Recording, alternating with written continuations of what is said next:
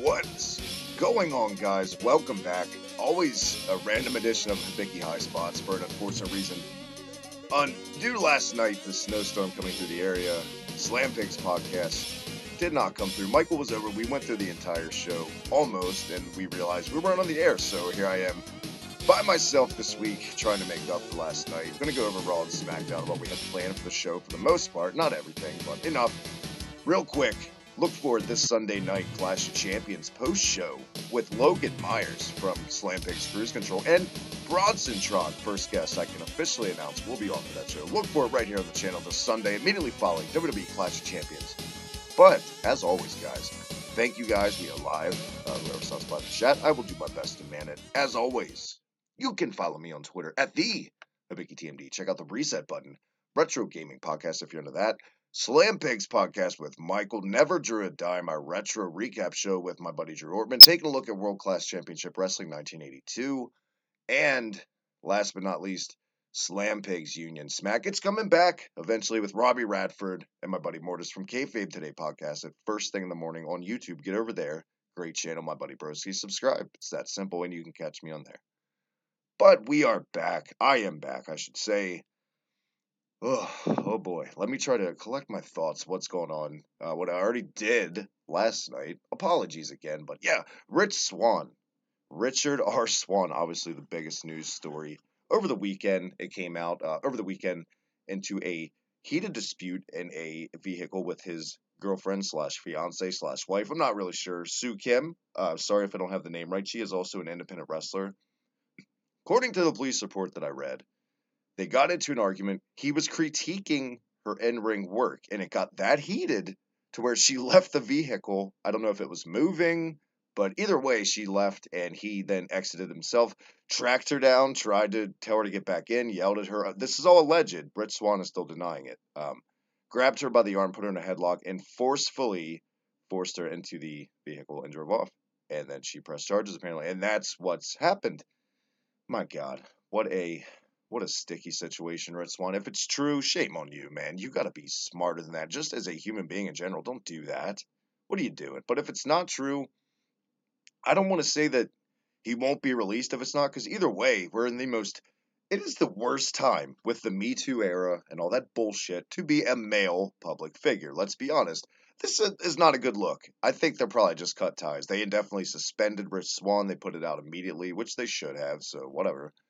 And that definitely changed the plans we'll get into this week. We did on Cruise Control on the channel. Check that out. With the Cruiserweight title, it's now Cedric Alexander and Drew Gulak instead of Rich Swann. Just, man, to talk about, I feel like a broken record, man. Partially due to we recorded this last night. Sorry, but the last guy I would ever expect would definitely be from a Rich Swann. Because in every interview, anything backstage I've seen from him, his indie days, he's so laid back. He's just hanging out with the boys, playing video games or guitar. I don't know. But the old adage, always the ones that are the quietest and the most laid back, the ones you got to watch. Yeah, but we'll see what happens. He'll definitely keep a spot on the Indies, I would say for sure, because guys like Bram still get booked, and look at the track record for Bram is staggering. But we'll see. I also said on Cruise Control, I feel like it brings some sort of buzz to 205 Live now, and it did have to change plans, so turning negatives into positives. But yeah, who knows? I don't know. Sorry guys, trying to man the chat here. Other talks in the cruiserweight division. Neville's talks with WWE to patch things up apparently allegedly fallen through. Not looking like he'll be back anytime soon, if all. I don't know if the reports are verified, if they are true, but who knows? I'm sure it's about money. Uh, Colin and Logan did a little research on Cruise Control this week and actually looked up figures of what the guys make, and it's staggering how low. Because you got to figure they pay for their travel, pay for all that stuff. It's definitely seems like they feel like I'm worth more, especially a guy like Neville who has done nothing but reinvent himself and totally prove everyone wrong. Who out the gate, even in NXT when he was champion, before the capes and before the Mighty Mouse bullshit. As Adrian Neville in NXT, he was still pretty boring as a babyface, and nobody really gave a shit. I mean, Sami Zayn was way more over when they had their match finally for the title. So I would definitely want more if I was Neville. I could see where he's coming from. Who's to say though? Who's to say what's going to happen? Nia Jax also rumored to be popping up in 205 Live anytime soon. I don't know permanently. We still see her prominently featured on Raw, which I'll talk about in a little bit as the Absolution angle. Who knows? Who cares? Does anyone care about 205 Live at this point? And it's their fault. Another thing Another very newsworthy thing this week: the Mixed Match Challenge Series announced by WWE. Going to be a Facebook Live exclusive show airing for 20 minutes. January 8th, I believe, is the air date. Exclusively on Facebook. This won't even be on the network. And a lot of people, Solid Monster included, check out his podcast, great stuff. That a lot of people feel like this is to kind of have some soft padding when their contract expires with NBC Universal in 2019. I agree. I mean, it's business, but what this is for anyone that did, because I was called out of left field. I didn't even know anything about this until I saw a YouTube video with Kurt Angle and Daniel Bryan reading off of cue cards announcing the members, which is Raw versus SmackDown. It is a intergender tag team match series, advertises adversity and guts. And well, the way they build it up, it seemed like a reality show type, like American Gladiators maybe or something. But no, it's kayfabe. They're intergender tag matches for like a couple months now. The series is going to run. It's going to run immediately following SmackDown. A lot of people assume that that spelled the end for 205 Live. That's actually not true. WWE's come out and said 205 Live, when this starts, will air at 10:30, a half hour following this. So they're going to keep it going. If fans aren't already burnt out enough by the time SmackDown's done to invest to even watching 205 Live, which nobody is, sit through the Mixed Challenge series first and then 205 Live. Good luck. Good luck on top of your bullshit house show announcement of 205 Live. Poor 205. Those guys in there are so talented, and you can tell they just never had any faith in this. I don't know what this whole experiment was with the cruiserweights, but I'm sick of talking about it, so I'm not going to hear. But the Mixed Match Challenge series, I guess it's interesting. I don't know if I'm going to go out of my way to watch it on Facebook Live. I was telling Michael last night, I've never watched anything on Facebook Live in any form. Maybe sports highlights, but not like a show, like a 30-minute show live. Unless it's like my friends streaming video on Facebook Live. That's about all I watch sometimes.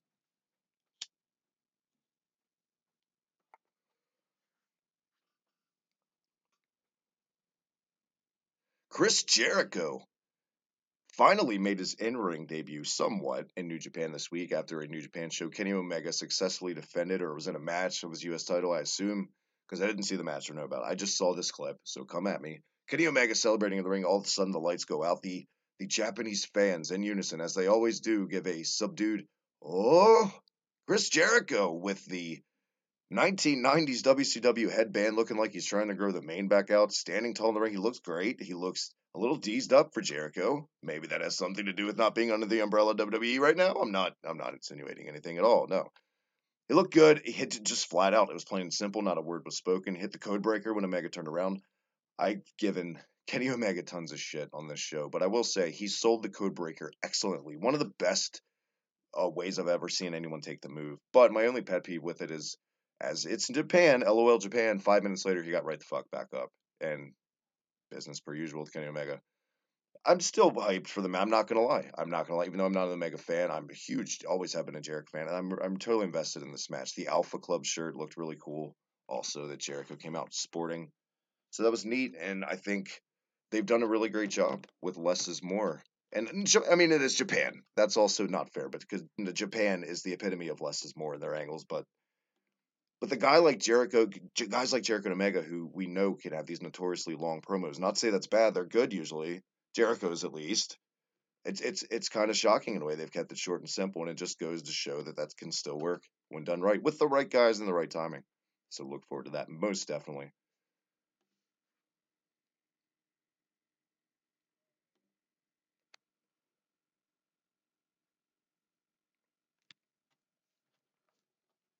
Speedway here on the delay here on the show.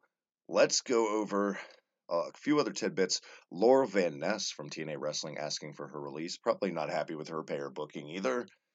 And I never knew she was actually Daniel Bryan's in the angle with Daniel Bryan in 2014 with the therapist. So I thought that was something odd. And to talk about another person who totally reinvented themselves. For anyone that's not familiar with Impact's Laura Van Ness or Niece, however you say it, excuse me, Poodle Logan. Um, I don't know. She's okay. She does this drunk character. She could work. I mean, she's not terrible. Obviously, the go-to for me would be Taya Valkyrie, if she's even in Impact anymore. But I could see why she's described. I could see why everyone in TNA, unless you're Alberto Del Rio or Bobby Lashley, are disgruntled. Because those guys obviously are going to make way more than anybody else and be treated to a higher standard. We'll see. A lot of in-house changes apparently. Dutch Mantel, if he isn't already, he's on his way out, according to the sheets. So we'll see.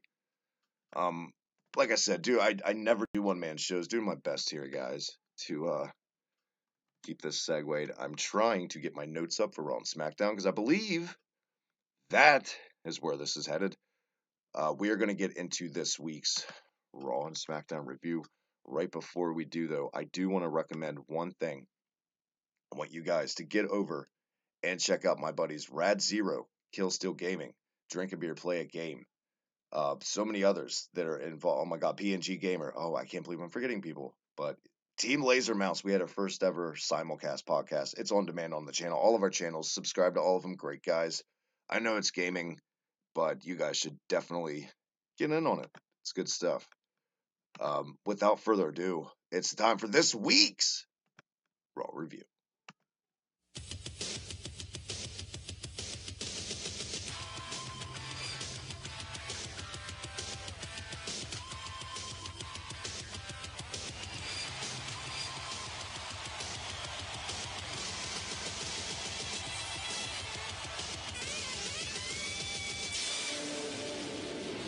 Monday Night Raw was live this week, and I believe the show kicked off with Samoa Joe. And I gotta say, when people talk about promos, guys in the modern era in the WWE company, Samoa Joe's got to be my top three, if not my favorite. He's just so believable for me when he speaks. The presence, the look. I know a lot of people aren't big on his look.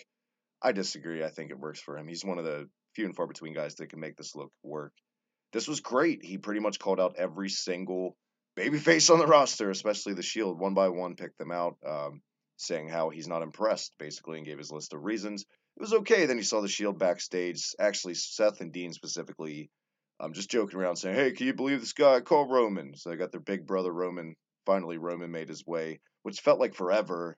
Joe calling out Roman and waiting, but Roman Reigns, who, yes, for those that were disappointed we did not get to our Roman segment last night, have no fear. Next time we're gonna save it when Michael's back. We're gonna say lighten up on Roman and just guys. He's progressed. If anything, you don't have to be a fan. I just gave Kenny Omega. Kenny Omega his due, and I loathe Kenny Omega. So you have to be fair, I feel like, to be a true to have people get behind what you're saying. And if you want to come off like a legitimate fucking fan who knows your shit, you gotta be fair at the end of the day, I feel like. The best critics usually are.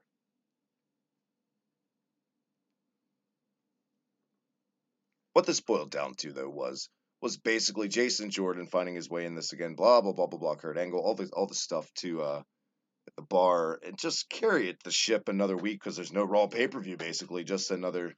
There's going to be Bar versus Shield matches, and Roman's going to have an open challenge and all that shit. It did turn out that Roman actually had a match with one of the members of the Bar, Cesaro, for the IC title. Not even a call, like he didn't call him out. This was booked before. Another thing on this show that really took a lot of people off guard, especially me. I saw it on Twitter the day of, a couple hours before WWE came out and announced Braun Strowman on this episode, we'll get to in a little bit, took on Kane in a number one contender match at the Royal Rumble. Winner faces Brock.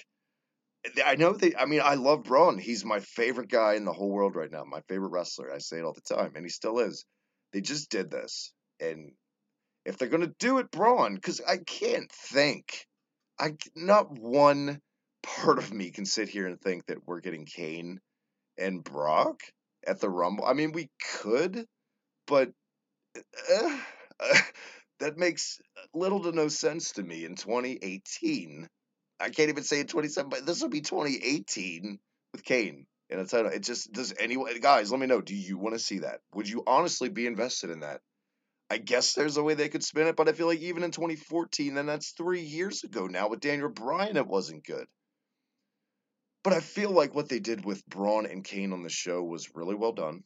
I actually kind of like that we didn't get a decisive winner with a double count out. Just keep it going. Michael said last night again on Slam Pigs, if they keep this going and just having, like, I don't want to say schmozzes, but just like the guys just beat the shit out of each other every week and it just keeps building and building. Just have these two guys maybe just have the match at the Rumble and the number one contender stipulation will fade away. I don't know. Because I got to be honest, what I just said about Kane, you would not think that this was 2017 with Kane because the crowd ate this shit up, and everything credit wise, I think should go to Braun in this.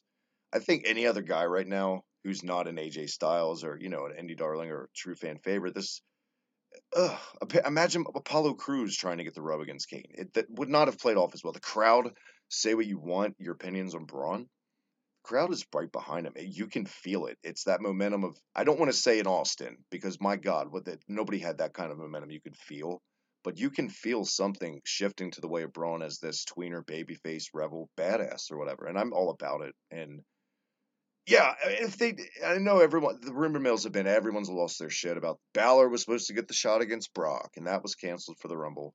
Oh well, I still feel like a lot of that was bullshit, and I feel like Meltzer kind of blows his load a little too fast, and I feel like Finn's time is going to come, whether we want to pretend it's not or like it or not. It's going to come. He's marketable, proven to be marketable, and it's going to come again.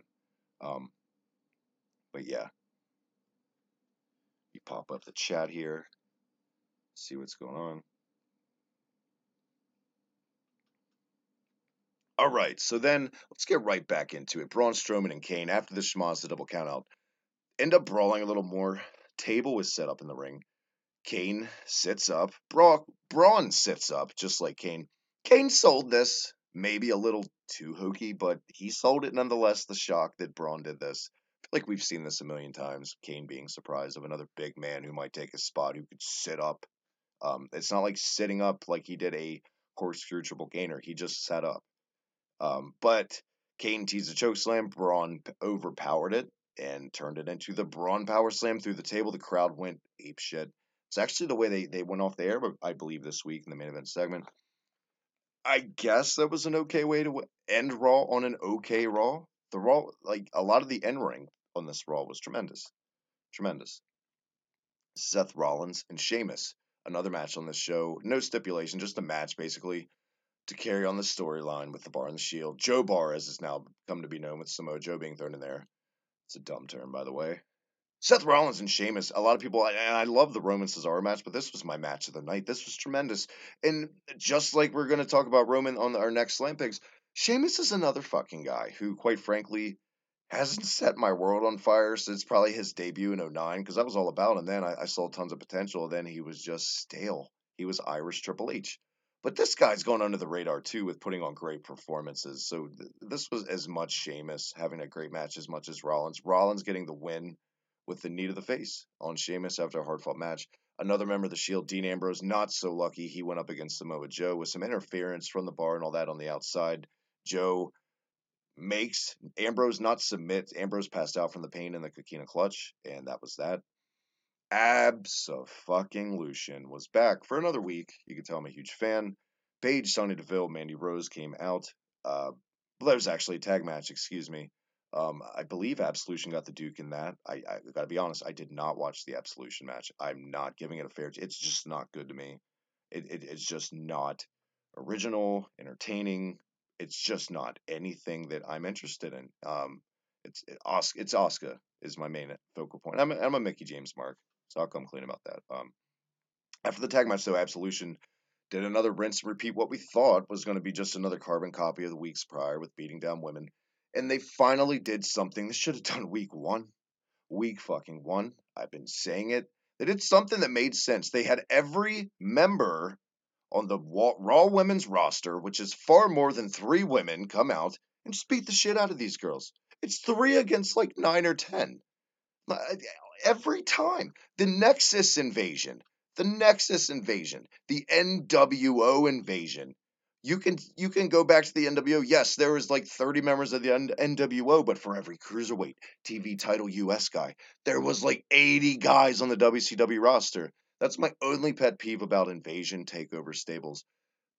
Realistically, if you're a fucking union and it's the Machine against the upstarts, the Machine should just squash it pretty fucking easily, which they did here, which I liked. Nia Jax surprised me because, surprise, surprise, Tuna Meltzer got it wrong again.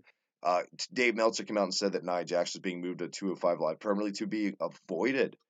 Like, not basically avoided, but just they didn't want her around Absolution to steal heat, blah, blah, blah. And that wasn't the case here. She beat the shit out of basically every member of Absolution except Paige. And this was probably the best thing I've seen with Absolution in it. And no credit to them. Maybe Paige. Paige is okay. I'm not going to bury Paige. I still feel she's one of the most overrated women I've seen in a long time, but she's not bad. You know what I mean? I just feel like she could be better. There's things I would tweak about her performances and her promos and stuff, and I feel like if those were tweaked and just, all the fine tuning and stuff, she could be much better in my eyes. But that was Absolution. I'm going to get a quick sip. 1 second.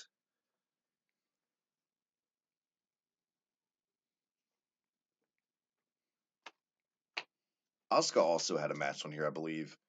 I think she did. Or no, it was supposed to be Alicia Fox again, right? And Alicia Fox never came out for her entrance, and that was more Absolution. But I think that was before. I'm totally out of order on this show, so all apologies. But that's pretty much. God, what am I forgetting that went down on Raw this week? Roman Reigns and Cesaro Intercontinental Title match. Another great match. Another great match by Roman over the past couple weeks. And I don't know. People are just they're flat out not fair. I feel like, and not to like stand up tall for Roman, but like I said about earlier, being fair, guys, it's right in front of your face, and we've seen it. He's had matches with Elias and Jason Jordan, especially the Jason Jordan matches, 2 Jason Jordan matches in the past couple months, were both good and both seemed kind of different. And the second one was much better. And Roman is at a stage now where he's very seasoned. He's been on the big stages. He's getting in-ring experience, years now under his belt with guys that have been doing it for much longer than him. And he's kind of a ring general now. And I could tell at least that he was calling those matches with Elias and Jordan. Flat out, Roman should get credit because the pacing in those matches was very good too. So credit to the big dog here, and credit to Cesaro. Cesaro's always a top 5 worker in my opinion for the current era. Just tremendous. And these two guys definitely have charisma. One of the best things I've ever seen in a Cesaro match. Who would think it's with Roman Reigns? Is Cesaro going for the big swing? Roman literally does a sit up and just over top and roll up, and it was a false pin, but it was a really good spot. I recommend checking out this and Seth Rollins versus Sheamus, most definitely. And what the hell am I forgetting on Monday Night Raw? The cruiserweights, another fatal 4-way match to determine the brand new #1 contender, because Red Swan had his thing. Cedric Alexander gets the Duke. I don't even remember who was in it. All apologies. I know Noam Dar wasn't on the show because he's legit injured. I believe it's his knee. It's not looking good for Mr. Dar. It's never really looked good for Mr. Dar in the company, considering his booking since Alicia Fox. But they're going Cedric and Gulak. And I said it on Twitter. I said it on Cruise Control. I'll say it as much as I can. If you want this to be the reality era and you want the guys to be fair, especially that this is a heel this is happening to, Drew Gulak, I mean, did he win the match clean? That's who's to say, but he won his contendership match. Why wouldn't he just automatically get the shot? They're already investing all this time with this bullshit in-house drama nobody cares about with him and the Zoe Train and Enzo Amore. Why not just? I mean, I get it. Cedric is really good, and his time should have come a long time ago. But I don't know. I don't know what they're doing here. I really don't. But regardless, the new number one contendership match is announced for this Monday night. It's Drew Gulak and Cedric Alexander and Gaba Gaba Gulak. He hopefully will be your new cruiser. Yeah, I know. I can't help doing PowerPoint presentations. That was Monday Night Raw, though, guys. When I come back, SmackDown, pal.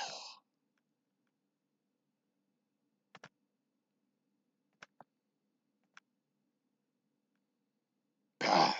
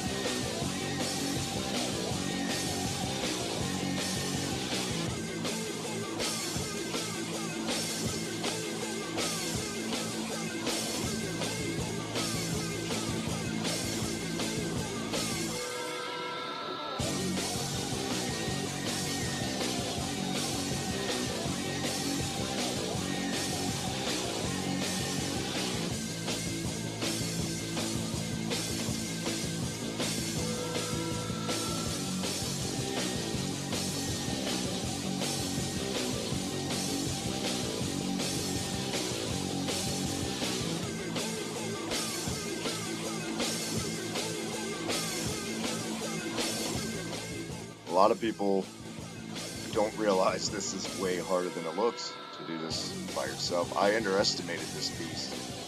Michael, Logan, Colin, all my co-hosts, I definitely appreciate you. Let's get into SmackDown so I can get the hell out of here and do my best to get through it this week. Pretty much the gist of this coming out of it. The main event for Clash of Champions this Sunday night. I think it's the main event. Shinsuke Nakamura and Randy Orton taking on Zowens, Sami Zayn, Kevin Owens. If Zayn and Owens lose, they are out. They are fired from every brand on WWE storyline wise, of course. The whole drama played up all night with coming out to pander to Daniel Bryan in Yep shirts, which are tremendous. They literally, yes, you've been looking at our episode. They put a piece of tape over the yes, but it was good enough, and I could see shirts coming out. I don't know, it was funny. It was well done. Pretty much telling Daniel Bryan that they were just like him at one time in the yes movement. He was an up and comer that fought the system just like them, and they were going to occupy SmackDown. This was Occupy SmackDown. They tried to redo the Raw thing, which, quite frankly, I'm surprised we've never seen in 3 years someone else try to rip it off, knowing them. They love to parody themselves because they think they're the best thing since sliced bread, of course. But this was okay. This led to a match with Nakamura and Kevin Owens. Surprisingly, with interference from Sami Zayn, Randy Orton, all the goodness, with special referee Daniel Bryan, Kevin Owens gets the Duke after Sami Zayn distract Nakamura, pop up powerbomb 1, 2, 3. And Nakamura hasn't gotten pinned a lot, maybe by gender. That's about it. And there you go. I think Uncle Paul pinned him in Survivor Series, but that's where they're going with that.